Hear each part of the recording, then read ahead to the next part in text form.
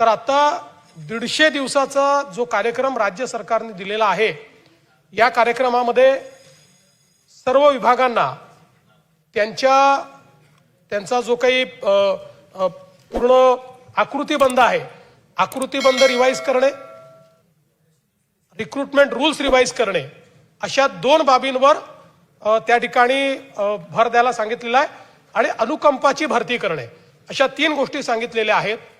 अनुकंपाची भरती केल्यानंतर किती रिक्त पदं राहतात ते आपल्या लक्षात येईल. त्याकरता कारण आपल्याला माहिती आहे 2008 पासून अनेक अनुकंपाचे पदं या ठिकाणी भरले गेले नाही आहेत. त्यामुळे जी काही अट आहे 5% ती अट देखील शिथिल आपण करतो आहोत आणि अनुकंपाची जी वेटिंग लिस्ट आहे ती पूर्णपणे आपण संपवतो आहोत. त्यासोबत हे जे काही रिक्रुटमेंट रूल्स आहेत, म्हणजे आपल्याला उदाहरण द्यायचं झालं तर आज आपल्या जो काही आपला पाटबंधारे विभाग आहे, पाटबंधारे विभागामध्ये रिक्रुटमेंट रूल्स हे 1980चे आहेत.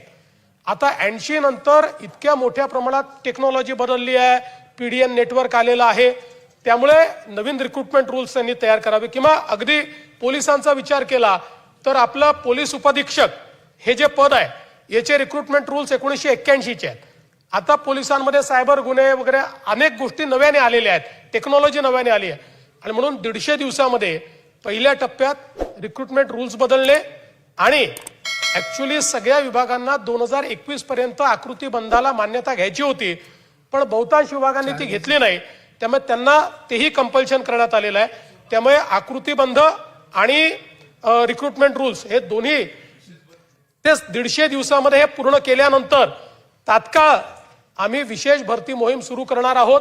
त्याच्याकरता तयारी म्हणूनच हे आपण करतो आहोत. कारण आपल्याला हे लक्षात आलं की आपल्या भरतीला वेळ का लागतो, तर जुने आकृतीबंध आणि जुने रिक्रुटमेंट रूल्स असल्यामुळे प्रत्येक भरती कोर्टात चॅलेंज होते आणि यावर्षी केलेली भरती 1.5 वर्ष कोर्टात लढून मग त्यांना आपल्याला त्या ठिकाणी जे काही पद आहेत ते आपल्याला द्यावे लागतात.